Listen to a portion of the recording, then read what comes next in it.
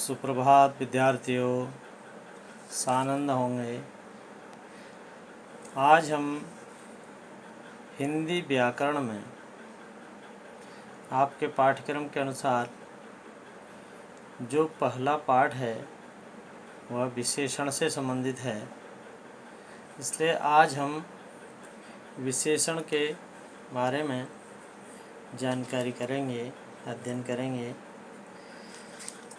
इससे पूर्व का ज्ञान आप कक्षा 8 तक ले चुके होंगे।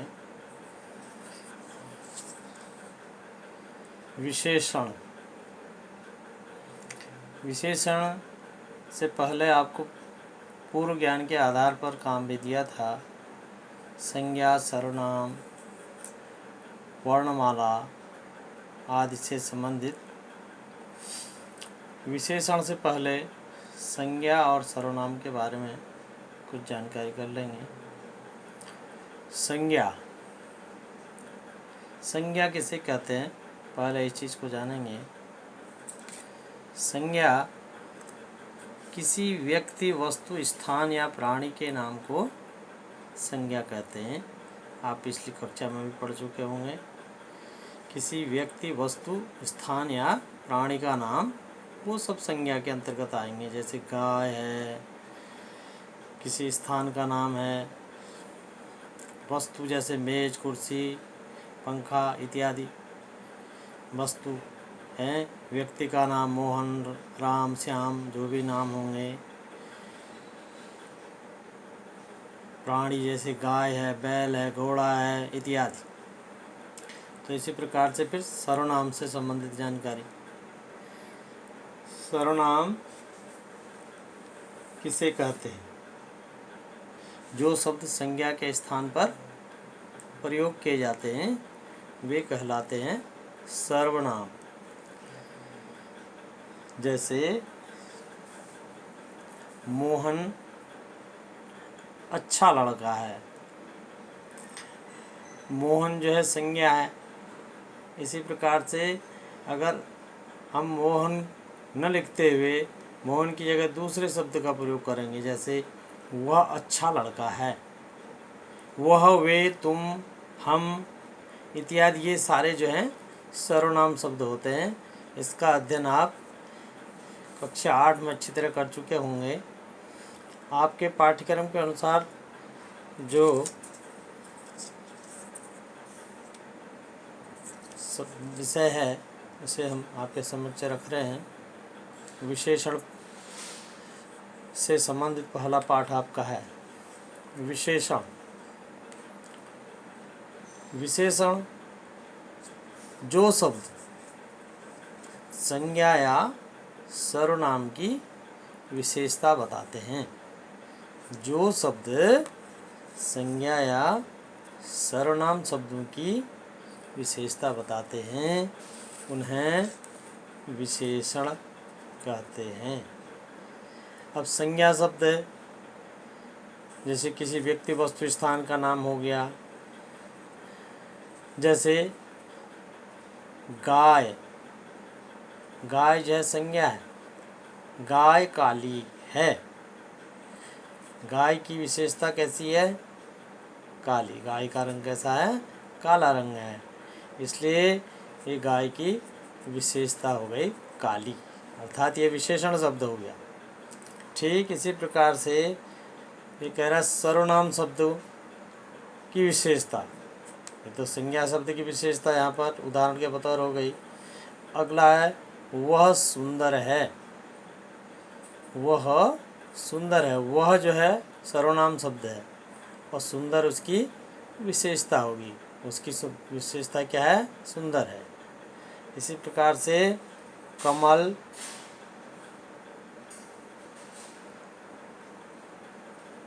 और वह अच्छे हैं। कमल संज्ञा है और वह जो है सर्वनाम है। अच्छे हो गया विशेषण। तो कुल मिला के विशेषण की परिभाषा हो गई, जो शब्द संज्ञा या सर्वनाम शब्दों की विशेषता बताते हैं उन्हें विशेषण कहते हैं। जो शब्द संज्ञा या सर्वनाम शब्दों की विशेषता बताते हैं उन्हें विशेषण कहते हैं। अब विशेषण के साथ साथ एक चीज़ और आती है, विशेष्य शब्द आता है। तो इसमें कई बच्चे असमंजस में पड़ जाते हैं, अब विशेष्य है क्या। वैसे ये विशेष्य जो शब्द है यह संज्ञा और सर्वनाम के लिए ही प्रयुक्त किया जाता है। फिर भी इसको परिभाषा के रूप में समझ लेंगे, जैसे विशेषण जिस संज्ञा और सर्वनाम की विशेषता बताते हैं। विशेषण जिस संज्ञा या सर्वनाम की विशेषता बताते हैं उन्हें विशेष्य कहते हैं।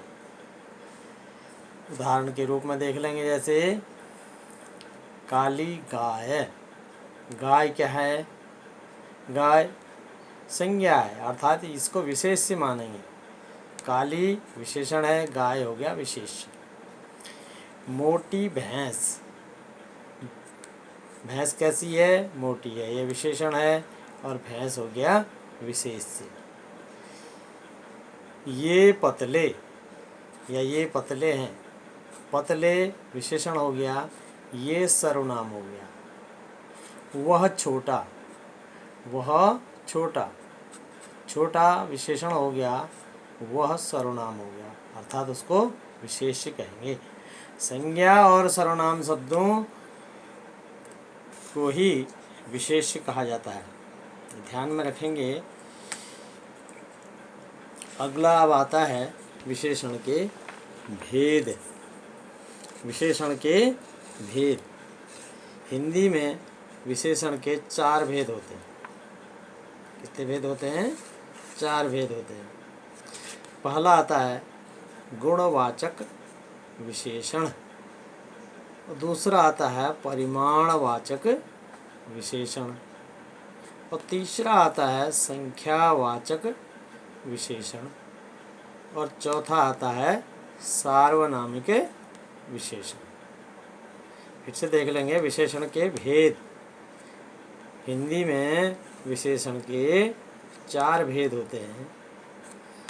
पहला गुणवाचक विशेषण, दूसरा परिमाणवाचक विशेषण, तीसरा संख्यावाचक विशेषण, चौथा सार्वनामिक विशेषण।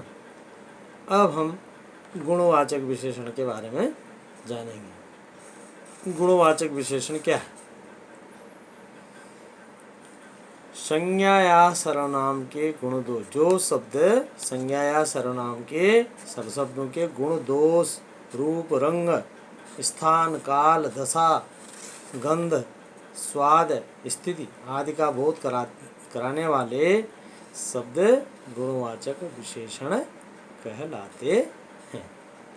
फिर से देख लेंगे, संज्ञा या सर्वनाम के गुण, दोष, रूप, रंग, स्थान, काल, दशा, गंध, स्वाद, स्थिति आदि का बोध कराने वाले शब्द गुणवाचक विशेषण कहलाते हैं।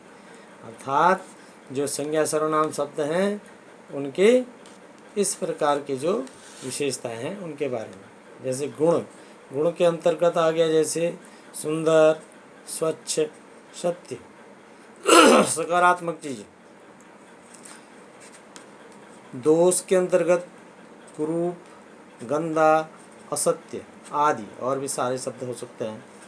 रंग में कोई भी रंग आ गया आपके, हरा, काला, भूरा, पीला, नीला इत्यादि। दशा जैसे रोगी, मजबूत, कमज़ोर, जो दशाएं हैं वो भी विशेषता इस रूप में माने जाएंगे गुणवाचक विशेषण के अंतर्गत। काल जैसे प्राचीन काल, आधुनिक, नया, पुराना, ये सब गुणवाचक के अंतर्गत आएंगे। स्वाद जैसे मीठा, खट्टा, नमकीन, कड़वा, फीका, कसैला इत्यादि।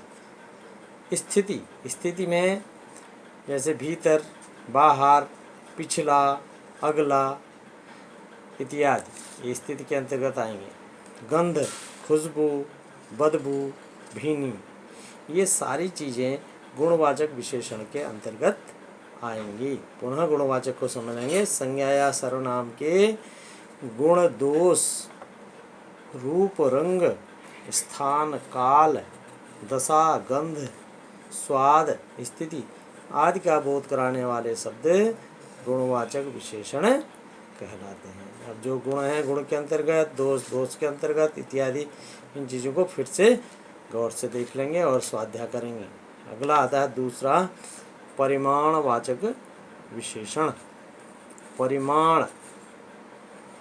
परिमाणवाचक विशेषण जो शब्द संज्ञा या सर्वनाम की माप, तोल या परिमाण का बोध कराते हैं। सीधी सी बात है, जो शब्द संज्ञा या सर्वनाम की माप, तोल या परिमाण का बोध कराते हैं, उन्हें परिमाणवाचक विशेषण कहते हैं। जैसे नाप तोल से संबंधित बात है। अब ये मुख्य रूप से दो प्रकार के होते हैं। परिमाणवाचक विशेषण दो प्रकार के होते हैं। एक तो निश्चित परिमाणवाचक विशेषण होता है, निश्चितता जिसमें होती है, और दूसरा होता है अनिश्चित परिमाणवाचक विशेषण, जिसकी निश्चितता नहीं होती है, जो अनिश्चित होता है। अब इसको जानेंगे जरा। निश्चित परिमाणवाचक विशेषण क्या है? निश्चित परिमाणवाचक विशेषण संज्ञा या सर्वनाम का निश्चित परिणाम बताने वाले, संज्ञा या सर्वनाम का निश्चित परिमाण बताने वाले विशेषण निश्चित परिमाणवाचक विशेषण कहलाते हैं। जैसे 4 बैल, 2 बंदर, आधी बाल्टी, 5 इंच, अर्थात निश्चितता है। बैल कितने हैं? 4 हैं, निश्चित है 4। बंदर 2 बंदर, कितने बंदर? 2 बंदर, अर्थात निश्चितता। दूसरा आता है अनिश्चित परिमाणवाचक विशेषण। किसी संज्ञा या सर्वनाम की अनिश्चित परिमाण बताने वाले शब्द अनिश्चित परिमाणवाचक विशेषण कहलाते हैं। संज्ञा सर्वनाम की क्या?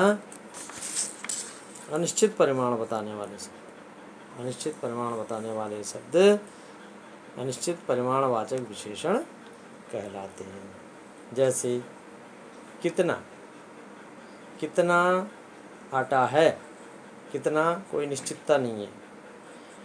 उतना ही है, उतना ये निश्चितता नहीं है। जितना, ये भी जो है अनिश्चित है। बहुत, बहुत सारा है। मान लीजिए जैसे कोई उदाहरण है, कोई कहता है बहुत सारा अनाज है, और कितना अनाज है उसकी निश्चितता नहीं है। बहुत कम पानी है, बहुत कम, कम भी जो है अनिश्चित परिमाणवाचक विशेषण में आएगा। थोड़ा, अधिक, अत्यंत आदि, ये सारी चीज़ें आपके अनिश्चित परिमाणवाचक विशेषण के अंतर्गत आएंगी। अगला आता है संख्यावाचक विशेषण। संख्या जानते हैं आप, गिनती से संबंधित है। जो शब्द संज्ञा या सर्वनाम की गिनती या संख्या का बोध कराते हैं, संख्या का बोध कराते हैं, उन्हें संख्यावाचक विशेषण कहते हैं। जो शब्द संज्ञा या सर्वनाम की गिनती या संख्या का बोध कराते हैं, उन्हें संख्यावाचक विशेषण कहते हैं। इनके 2 भेद होते हैं, इसके भी 2 भेद हैं। जैसे परिमाणवाचक विशेषण के 2 भेद थे, ऐसे ही इसके भी 2 भेद हैं। पहला होता है निश्चित संख्यावाचक विशेषण, निश्चितता जिसमें होती है, निश्चित होता है जो। और दूसरा आता है अनिश्चित वाचक विशेषण। पहला निश्चित संख्यावाचक विशेषण, दूसरा अनिश्चित संख्यावाचक विशेषण। धन्यवाद। शेष जानकारी कल देंगे।